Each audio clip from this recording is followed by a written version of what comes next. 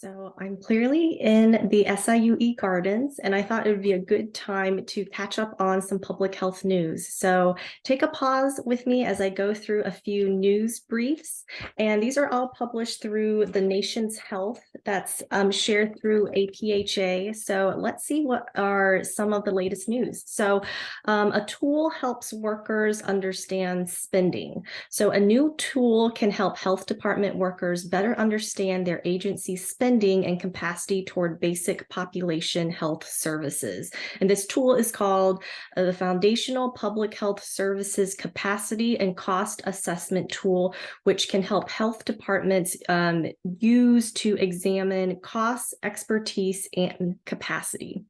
So I could see that being very helpful for health departments. Let's see. So few clinicians ask about gun ownership.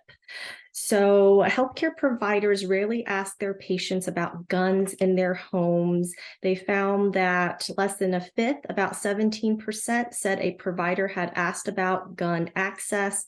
About 20% of patients with children said they had been screened for gun access, as had about 25% of people with a history of mental health treatment and about 21% of firearm owners. So certainly a potential need and gap there.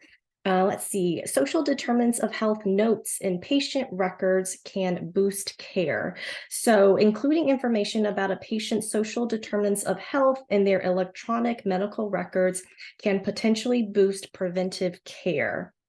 So they found that social determinants of health influence care in about 35% of patient encounters.